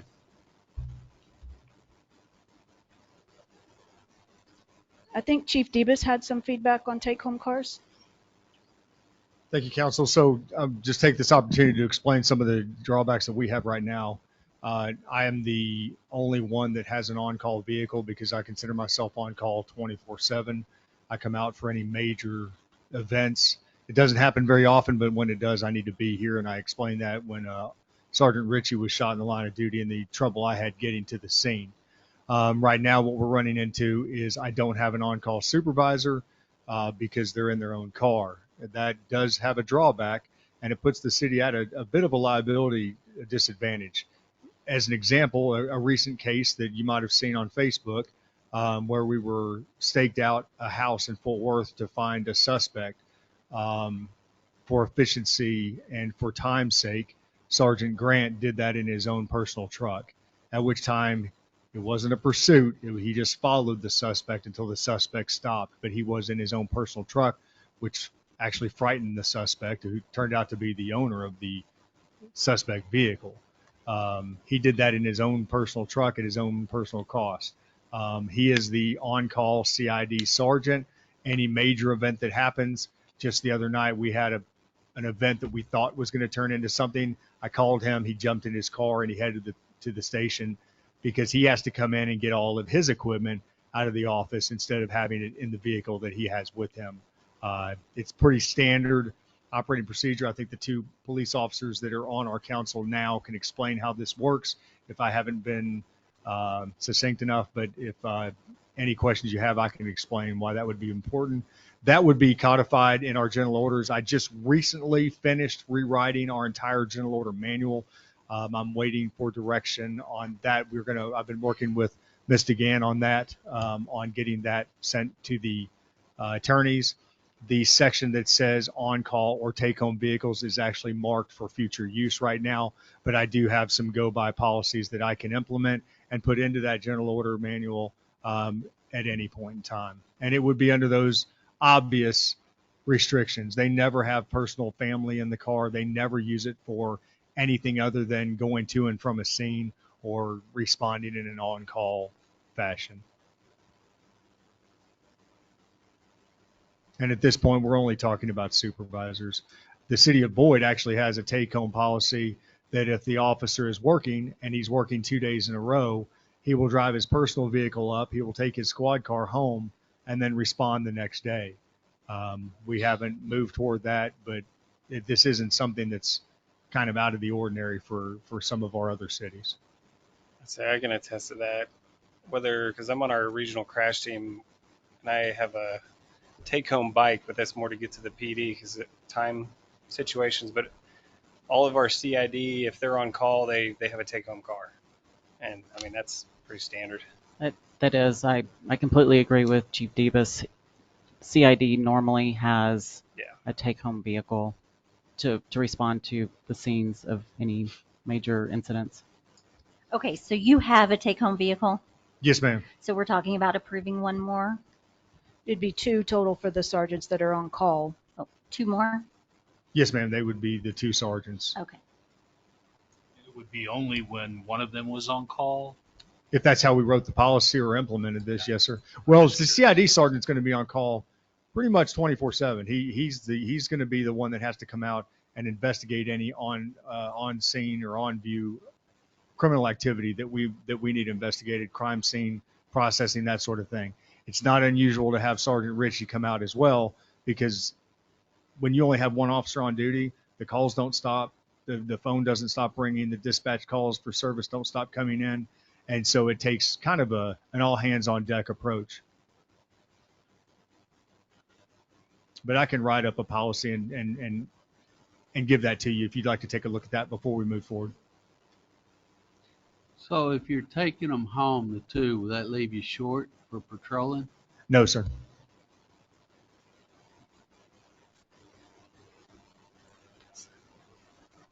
Y'all just got your new vehicles in, correct? We got two of them. Just two of them. And in the event that we were low on cars, there wasn't a replacement schedule before I got here, so I implemented a replacement schedule, and you guys were gracious enough to get us on that path last year. We actually ordered 4 vehicles, one of which was purchased by Rolling V. We ordered those last May. We just got 2 in, and we're expecting the next 2 in another 2 to 3 weeks. So we will actually, if you go back to our budget presentation from last year, we'll have that 5 to 10 year plan on vehicles implemented. In the event that we have things go down, because we do right now, the Dodge Charger is at Dodge waiting on a new engine. It's under warranty, thank God. We have another vehicle when they go down. If there's not a car, they don't take it home. I mean, that we share a lot in this department, and we keep our overhead as low as we possibly can. And it's my job to try to make those determinations when it's best for long term and when we just absolutely have to do it.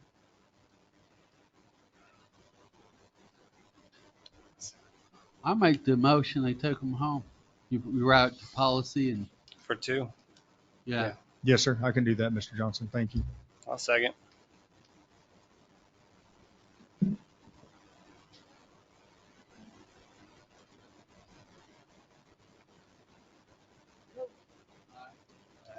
Aye. I move that we go ahead and approve those other 3 points. They seem to be small points. The title change for utility billing position and court clerk to go ahead and take effect. I think there's funds to do that. The city cell phones, you said those were nominal charges for 2 sergeants. Implementing a software system to archive the social media at approximately $15,000. I'll second.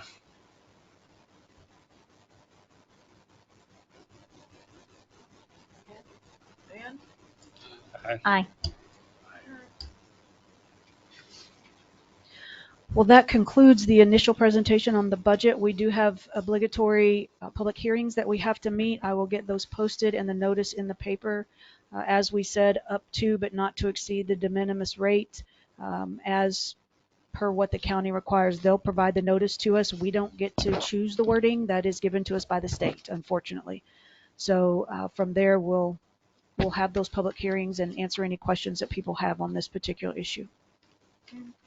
And the compensation options, is that something that's imperative that we make a decision tonight, or? Okay. No. She said the option 1 was already in the budget.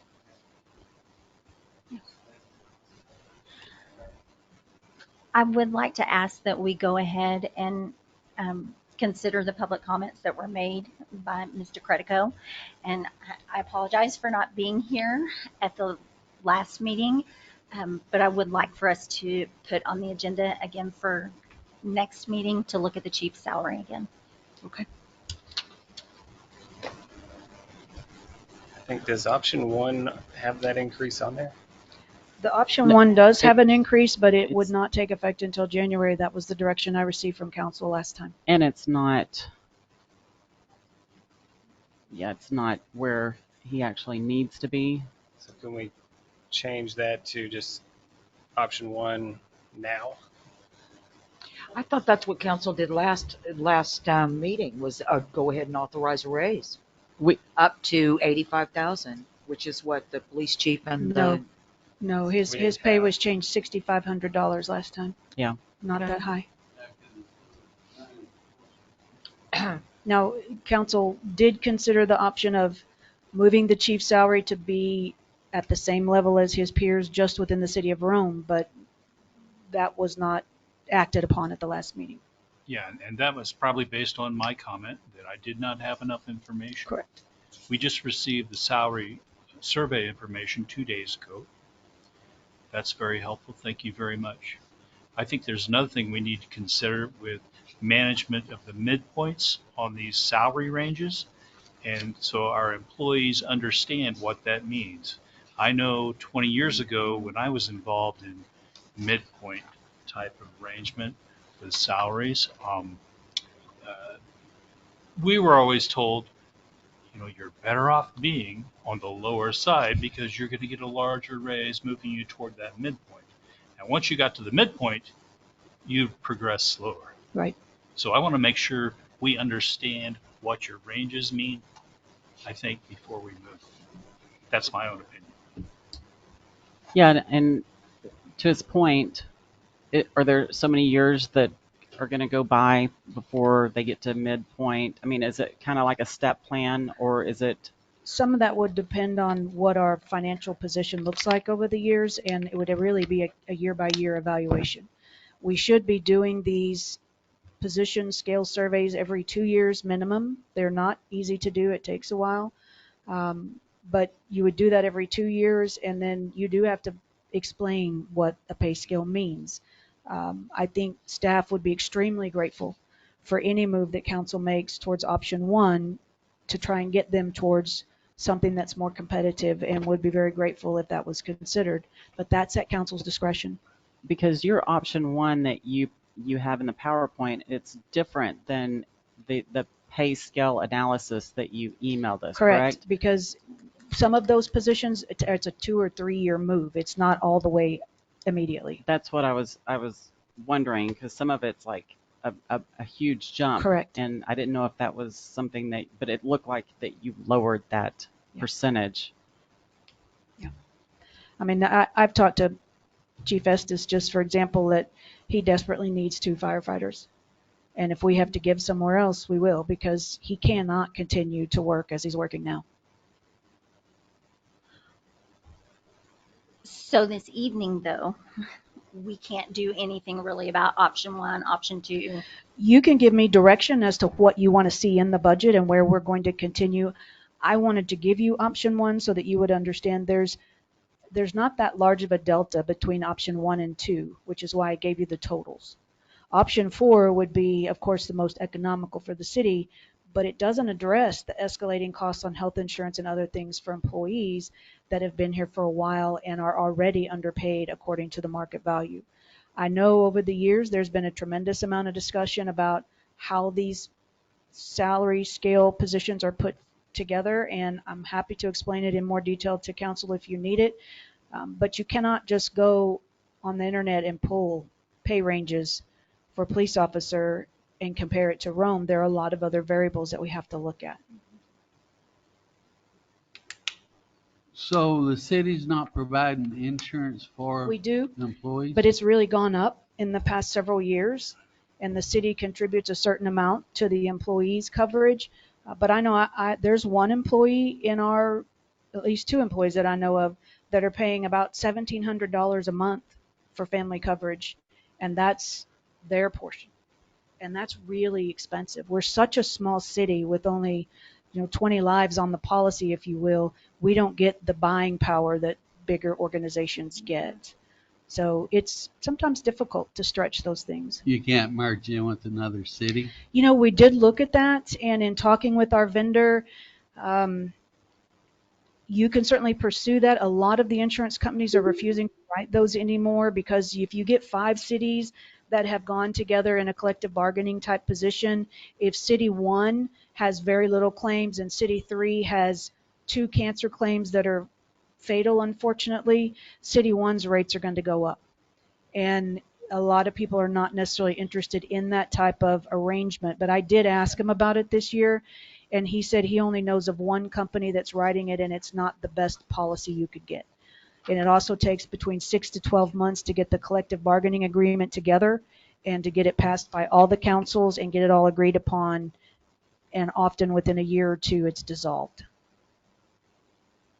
And so option one is not going to put us in a bind or take money away from something that is imperative, important. No. mean, I would because say if you don't move on option one, we are going to start seeing tremendous amount of staff turnover, which, as I mentioned, is costing us money one way or the other. We are dealing with a significant issue as it relates to getting our financial system reorganized because we had changes in the midst of all of that, and we've not had continuity in key positions. So we're paying either in time or funds for it to be rectified. I don't think there's any disagreement about option one. However, I believe it is part of our budget process. Yes. And when we approve the budget, that's when we'll approve option one. That's certainly at And, council's discretion. We may want to change that. You never know. You may. Correct.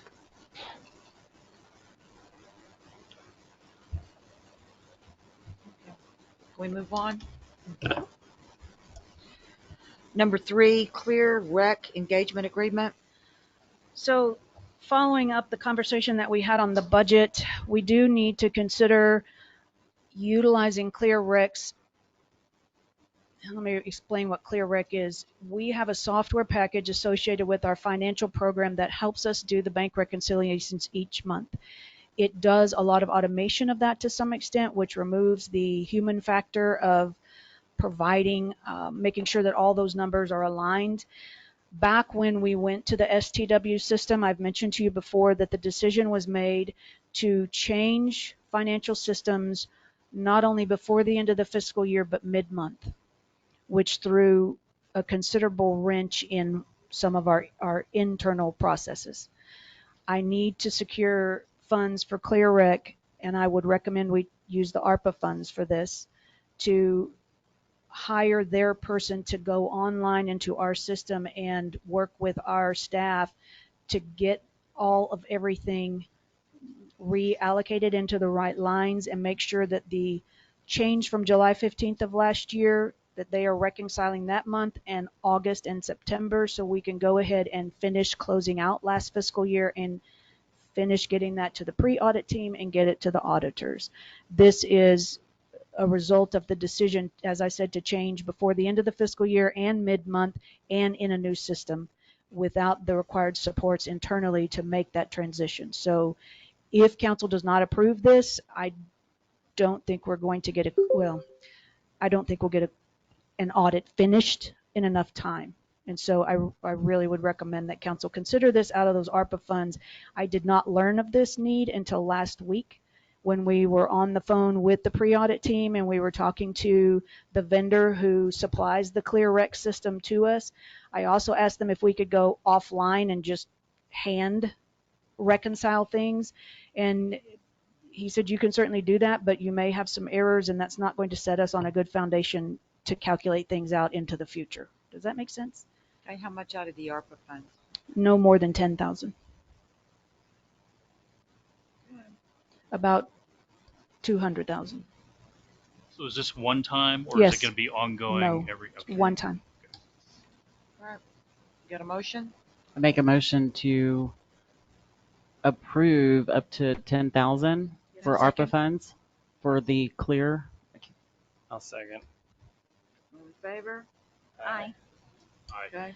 Number 4, cyber training, So- cybersecurity training. If I could remind you all, I sent you an email earlier that I apparently sent the wrong link. So please check Shayna's email with the correct link. For those of you who do more than 25% of your city business through the internet or online in some form or fashion, I need you to take that cybersecurity training. If you are not using the internet for that, then it doesn't apply to you.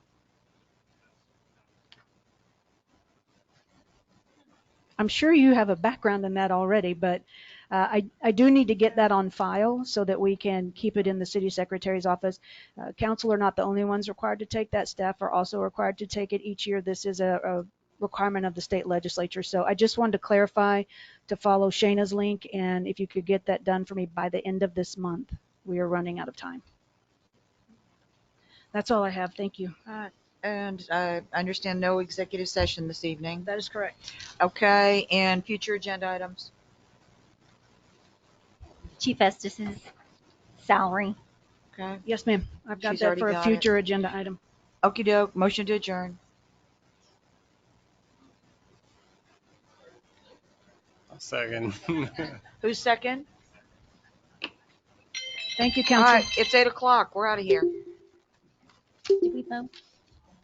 All in favor? All in favor, I'm sorry. Aye. Jumped the gun on that one, huh?